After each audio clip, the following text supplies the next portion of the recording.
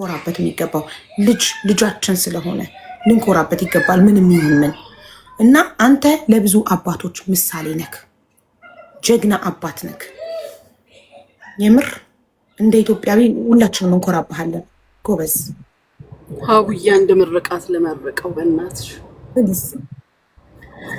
አሹ ሄደህ መተህ ቃልም ነው የምገባልህ፣ ምርቃትም ነው። ኢንሻአላህ ሄደህ ስትመለስ ልጅ ደህና ሆናለህ፣ እንደምትፈልገው ሆናለህ። ያቺን ምስኪን እናትህን የምታስደስትበትን ነገር የወንድ ልጅ ወግ ማዕረግ አላህ ያሳይህ። እኔ ድርሻዬ ድርሃለሁ። የተመረቀችዋን ለልጆች እናት የምትሆን ላንተ ይሄ የደከመ ወገብህን የምትደግፍ የተመረጠችን ሴት ይስጥ።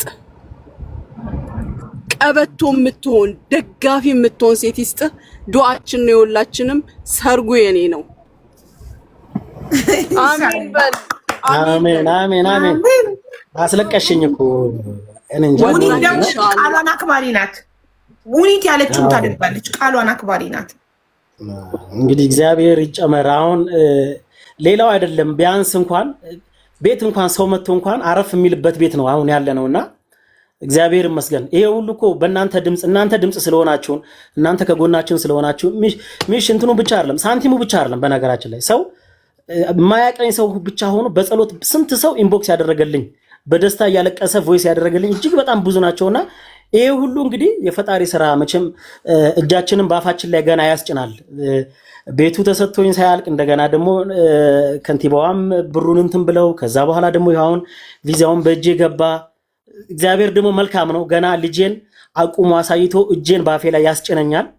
ሙኒትዬ ስታወሪ አበባ በታኝህ ናት። ኢንሻአላህ አሜን ብለህ ተቀበል። አበባ በታኝህ አሜን አሜን አሜን። ቀለበት አቅራቢዋ እሷ ናት። ኢንሻአላህ አሜን አሜን ነው። እናትህንም እድሜና ጤና ይስጥልህ። አሜን አሜን አሜን። እኔ ምን እንደምል አላውቅም። ፈጣሪ እየከፈልክ ነው። ስለ ትዕግስትህ ስላላማረርከው አሜን ብለህ አምነህ ስለተቀበልክ ፈጣሪ እየከፈለክ ነው። ይህንን ወቃሽዬ ገባክ? አመስጋኝ ስለሆንክ አመስግኑ ይጨመርላችኋል ነው የተባለው እና ፈጣሪ ሊፈትንክ እስኪ ብሌንም ብሰጠው ያማረራል ይክደኛል ብሎ ሊፈትንክ ሰጠክ። አንተ ግን አልካድከውም፣ አመሰግንከው፣ አላማረርከው። የአይኔ ማረፊያ አይናት እኮ የአይኔ ማረፊያ አይናት። ስገባም ስታየኝ ያለው ደስታ ወጥቼ ስገባ ያው እንደ አምላኳ የምታየው አንድም እኔን ስለሆነ እግዚአብሔር ይመስገን። እግዚአብሔር የሚሳሳት አምላክ አይደለም። ባነሳትም ባስቀመጣትም ምንም ባደርግ ጉልበቱን ሰጥቶኝ ሳልሰለች ስንቶች አሉ ቤት ውስጥ ተደብቀው ልክ እንደሚተላለፍ በሽታ አርገው ጎረቤታቸው የሚተቿቸው ስንቶች አሉ እንደሚተላለፍ በሽታ። ይሄ ብቻም ሳይሆን ቤት ውስጥ እንኳን ገበያ ለመሄድ እንኳን የተቆለፈባቸው አሉ፣ መሰደቢያ የሆኑ ልጆች አሉ። እኔ ደግሞ ብሌን ብቻ ሳይሆን በብሌን አይነት የታመሙ ልጆች በሙሉ ለእኔ ብርሃኔና ተስፋዬ ናቸው። ከምንም በላይ ማለት ነው። እግዚአብሔር አንድ ነገር ሲያደርግ ምክንያት አለው። እኔ ዛሬ ልሙት ነገ ልሙት አላቆም፣ ሁሌ አቤባ የምልሽ ማለት ነው። ዛሬ ልሙት ነገ ልሙት አላቆም፣ ግን እግዚአብሔር አንድ ቀን የሆነ ታሪክ ይሰራል ብዬ ውስጤን በሙሉ እምነት ነው የሚሄደው።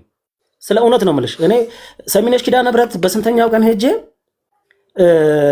ክብርት ከንቲባም ቤት ድረስ መጥተው እንትን ስል እምባዬ በቃ መሬት እንዳልወረደ አየሁኝ ማለት ነው። ገባሽ? ቢያንስ ሁሌ ጸሎቴ ምንድነው ሰፋ ያለ ቤት ውስጥ እንኳን ፊዚዮቴራፒ ማድረግበት ዊልቸር ላይ አስቀምጬ እንደው ዞር ዞር ማድረግበት እያልኩ ሁሌ ነበር የማስበውና እግዚአብሔር መልካም ነው ይችላል። ይሄን ያልኩበት ሙሉ እምነት ጸሎት ኃይል አለው። ሁሌ ኤፍቢ ላይ ፖስት ሳደርግ ጸሎት ኃይል አለው። ሁላችሁም በጸሎታችሁ አስቡኝ ነው የምለው ሁሌ ማለት ነው። ተራርገን ልናስብ እንችል ይሆናል። ስንተኛ ሰላም ያሳደርከኝ አምላኬ ሰላም አውለኝ ማለቱ ቀላል ነገር ሊመስለን ይችላል። ግን ከምንም በላይ በጣም ደስተኛ ሆነሽ እንድቲ በማድረጉ ራሱ ፈጣሪ እድሜና ጤና ይስጣችሁ። ከምንም በላይ እወዳችኋለሁ።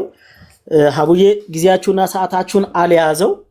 ስለ እውነት ነው የምልሽ ሀቡዬ። እኔ በቃ ጠዋት አሁን ጩጫዋን ሲሸኛት የማርያምን ያ ፐርፊውምን ቪዲዮ ትላንትና አውርተን ነበር ስራ ምናምን ብለሽኝና እሱን ሰርቼ በቃ ወጣው። ስወጣ ጩጫዋንም ዊልቸር ላይ ምናምን አድርጊያት ነበር። ከዛ እንደተመለስ ፊዚዮ ምናምን እንትን አልኩኝ።